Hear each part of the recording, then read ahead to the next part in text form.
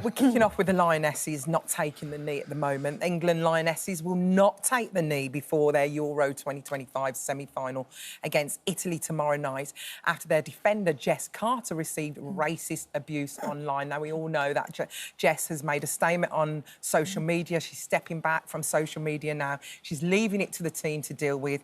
I mean, are you shocked at some of the racist abuse that she's received? Tragically, no. I think because we see this so frequently, don't we? I mean, something happens and then a person of colour in the public eye, particularly in sport, gets this sort of onslaught of racist abuse. I think, if anything, it's getting worse. I think there's kind of a... If you go on social media, there's a sort of an ugliness of the language that is being used, which is... That cloak of anonymity, isn't it? It is. Well, it is a cloak of anonymity, but also I think something's happening whereby people who might not even have said this sort of thing a few years ago are now somehow feeling emboldened to say the most appalling things and feeling there's no consequences to it. But then there isn't any consequences to it. And in the meantime, we've seen somebody like Elon Musk, who owns X, and then Mark Zuckerberg, who owns Facebook, saying, we're going to have a hands-off approach to moderating what goes on. It's all about free speech. And yes, we want free speech, but we cannot We want free speech, not hate speech. Exactly, and that's what we're seeing. So, Nick, what's your take on this? Well, we've just been discussing this on LBC. We've broadened it out a little bit because no one is going to defend this young woman being treated in this fashion or any of the other players. It's absolutely reprehensible and it's moronic. So we broadened it out. And actually, I mean, I know you both well, Alison Dermot, and it's a privilege knowing you so well. I don't know whether you're into footy, whether you're into football. We've been asking, has taking the knee actually achieved anything? Has it almost now reached its sell-by date, because it is a bit performative, and it absolutely split the listeners in half. Some people said it's a shame, they respect the fact the young woman doesn't want to do it, but they think that it was achieving a lot and it was getting the message out there. And equally, as many listeners said, no, it's done, nobody really, it has no relevance. And I don't know how you two feel about that. Well, I personally think it's only performative if the organisations are not committed to real anti-racist policy, for me. Yeah. What about you? Well, I mean, look, I'm more interested in your take than mine, but when I go and watch Arsenal play, players take the knee, there's a warm round of applause, the game gets started, and that's almost seen as the norm now. What's interesting about this is they're making more of a statement by not doing it. And there's been a few players in the Premier League that have done that as well, and I do think it's important to make that stand, because it's one thing to be doing it, but you need, like Ali says, you need organisations to back it up, both in football but also on social media. I think the social media platforms have to be treated as publishers and not just platform for other people's opinions. Yeah. They do. I remember a few years back, a lot of the big football stars all came off social media. And I think it was for a day, and they kind of go, is there something you can do that impacts their business model? Because the people we're dealing with only care about one thing, and that is money. And they get their money through people's attention. And it's only by starving them of attention that actually they could bring in some policies that might make some difference. But, I mean, it feels hard. Maybe we need to go back to grassroots as well and maybe look for deeper policies there, going back to where it all begins, do you know what I mean? It needs to start, and hopefully there'll be a ripple effect as the years go by. Yeah. I think so, but it just feels at the moment, I don't know what you feel, that things are getting worse more broadly across society, on social media and elsewhere. And there's behaviours that are far worse than they were a few years ago. And we need to root into why, as a society, we're becoming so nasty. And maybe those social media platforms need to take more responsibility as well. Absolutely. 100%. But unfortunately, I don't think that's going to happen. Well, the problem is it's another major football tournament, Dermot, where we're actually not talking about the football, despite the fact that the Lionesses have done so well, and let's wish them, best of luck tomorrow in the semis. We're actually talking, again, a bit like the Arsenal lad with the penalties. Do you remember in 2021 or whatever it was against... And so we didn't talk about the football, we talked about the racism, and here we are, another big football tournament, and blow me down, we're doing it again, which has to be a negative. And I suppose, Nick, the fact that they're not taking the knee now, so nobody's talking about it again, so again... We're not going to speak about it, so it kind of is brushed under the carpet, do you know what I mean? Yeah, but also, we're talking about it because these are big characters in a big event. The reality is, for many people of colour, these kind of experiences are day-to-day. They're living them out day-to-day. And it's only when something like this happens in the public eye, we all start talking about it. Yeah. I mean, I'll be honest with you, I get that all the time. And I've kind of become numb to it now. I have to ignore all the time. You'd see that on the comments if you just put a picture out. I mean, 1,000,000%. I've seen loads of comments that are racist towards me, and I literally just ignore. And you become numb. You become numb to it. but I'm sure it's going in. And I imagine as well, there must be other people, like maybe more junior in their career, who just think, I just can't face this, and they take a step backwards. Because what these people want to do is to stop people of colour having a voice, having a role in the England team. They want to push them into the sidelines, and that's why they do it. Yeah. And I think the great problem is that this young woman, this England star, like so many players of her age, men and women, they live their lives on social media, and they're not as robust as you, Alison. True. And you've maybe got a couple of years on that England player as well. So she's younger. Yeah. She probably, the minute she finishes her game, she's seeing what people say. So it really gets to her. And I don't know necessarily that they've got the outer shell to deal with that. Because if you're in a game like football, for the love of goodness, why would you want to troop off the pitch, get onto social media and see half the fans saying that you gave the goal away, or you should have done this, or you shouldn't have done that? Very, very tough for these young people to take. But Ali, you shouldn't have to deal with that, right? So what would be the one thing you'd check? Like, who's the one organisation you'd be looking to change it? Would it be the Instagrams of the world? The Zuckerbergs? It would be very difficult. Like Alison said, it'd be very difficult to police. But ultimately, I think Nick has made a very good point in the fact that my age, the fact that I didn't have social media as a child, it really doesn't bother me, because I know these people online and not the people who I love. I mean, if my family was saying awful things like that, it would have a massive effect. But it really doesn't affect me in the slightest. But they shouldn't be free to say it in the first place. Well, even when people say horrible things about anybody, like, it doesn't affect me because I don't know who they are. But like Al said, there's a difference between free speech and hate speech. Like, they're two very different things. Yeah, I agree. Okay, well, let's move on. We're sticking with football. It's actually kind of a more heartening story, which is patients in Gloucestershire to be given free football tickets and prescriptions as a way of treating depression. So this is an initiative developed by a Labour MP, Dr Simon Ofer, and electricity owner Dale Vince, who I think also owns, co-creators, who owns Forest Green Rovers. I think there's a couple of Forest Greens, but this one is down in Gloucestershire. The initiative is to run for the whole season, beginning with the side's first game against Yeovil Town. And the idea is that people are given tickets and prescription to go and be part of a community. Nick, you're shaking your head. I don't think this can only be a good thing, can't it? Listen, if it helps someone beat depression, absolutely. But Dermot, right, you're lucky, right? You follow Arsenal. I am cursed from a grandfather I never even met to follow Leicester City. And that is not a team that is good for your mental health or your blood pressure. We've had our brief football team is good for your mental health or your blood pressure. It's just the ups and downs of the world. It's what you love about the game. Also, you get to speak to other people. Yes. You know, you get to have real interactions. It's lovely. It's an absolutely fantastic idea. So his idea is that he wants fewer people to go on to mild antidepressants. Obviously, if you've got severe mental health problems, depressants are good. But if it's sort of more low-level and it's anxiety and it's loneliness, which you know is like a huge epidemic in this country, the idea of you get free tickets to go and see Forest Green Rovers, which I think is the country's first vegan football club. Dale Vince does amazing work with those people. So you go along, and there is something about football matches, aerobics classes, church, music concerts, where you're with other people, you feel better, don't you? Yeah, that is so true. And you know what we're just talking about social media? I think the only way we're going to fight all these awful things that are going on in social media is in real life experiences where you have a laugh and you remember what it means to be human. Well, just even a phone call with a mate. Yes. It's so lovely. Just like catching up with a friend. Alison Phillips, which team do you support? West Ham in our house. Right. So it's been bad. Right. So you don't know what it's like. Your team is clinging to a 1-0 lead. It's 90 minutes. They put 8 minutes of extra time. This game will determine whether or not you get relegated. You don't know any of this pain. This is not good for your mental health. Let's be honest. No, it is, because it's that feeling of solidarity amongst fans when things going badly as well as when they're going crying well. together. Yeah. It's so much better. There is something in it as well from a male perspective that men don't talk about stuff. And that's fine, because I don't think we're wired in the same way sometimes to talk about things. We're certainly not socially conditioned to talk about things.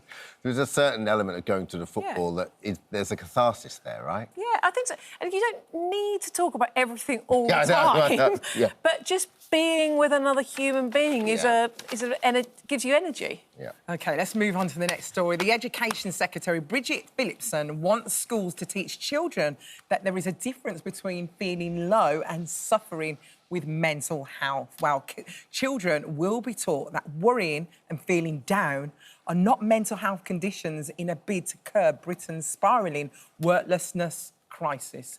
Nick, what do you think about this?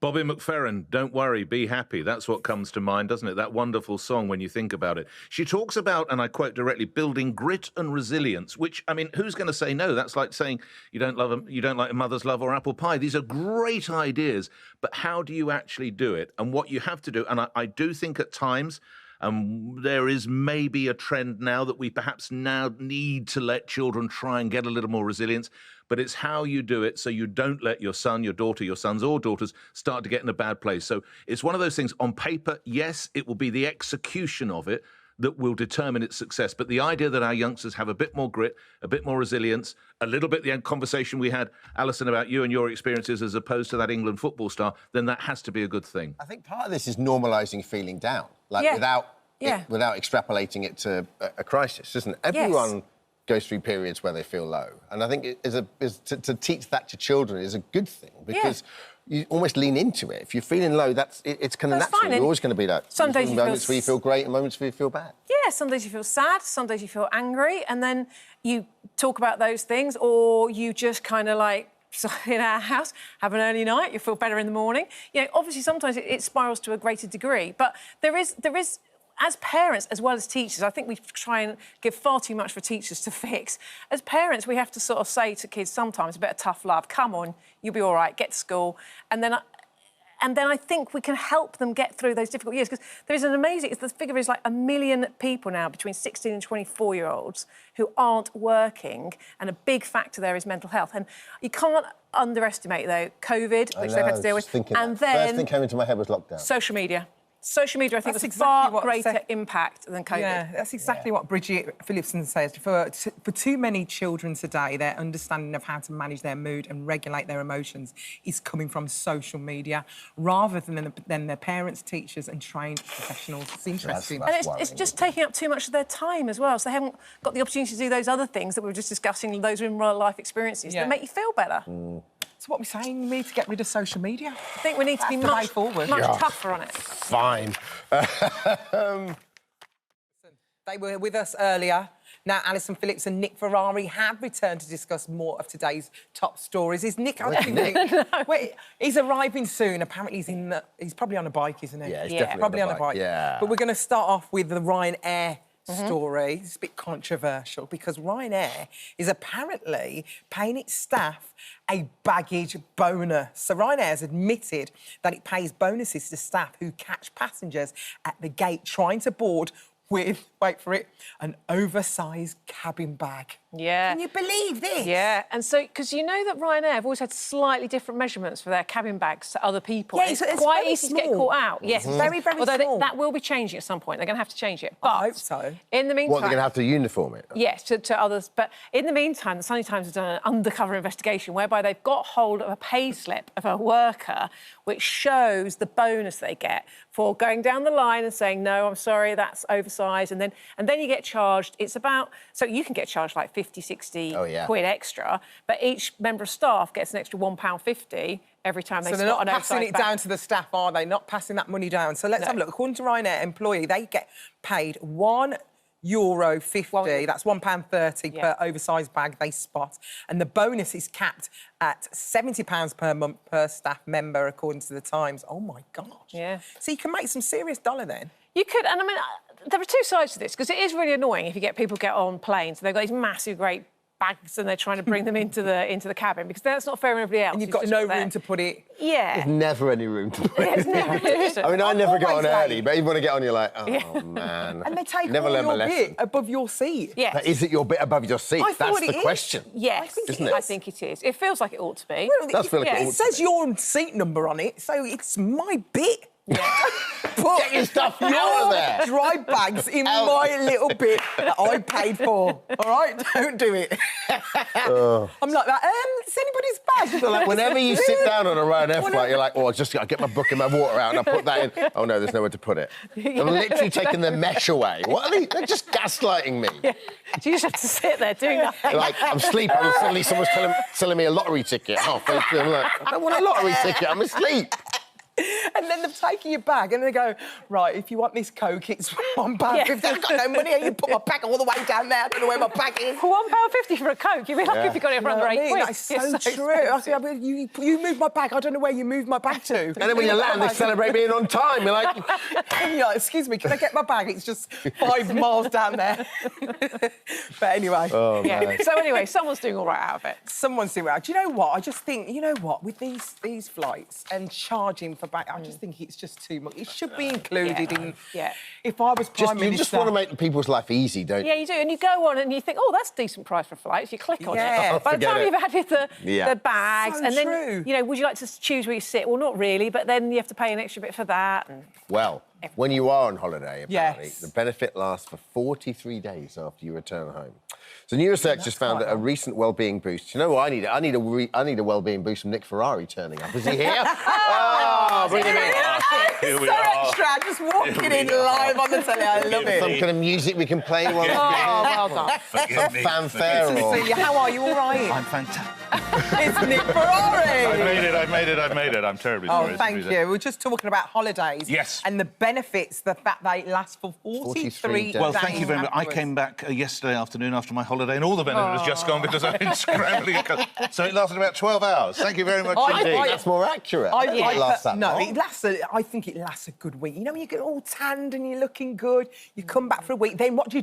The first thing you do when you come back on holiday, you book another holiday. Oh, yeah. That's what I do within the first week straight away because I'm having such... I'm on the endorphins of being on holiday. I think the key to come back is give yourself a day's grace, if you can, before you go back to work.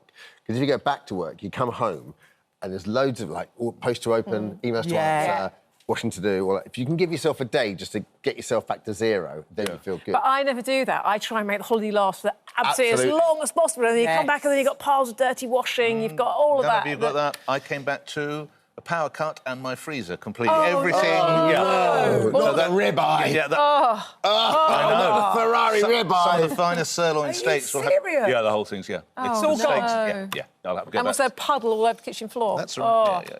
That's not good. It's not at good. all. It's That's not really good. upsetting. That's traumatising. It is traumatising. Yeah, but It I is do like starting from scratch, you know, when you clear out your fridge. What time do you want to come round?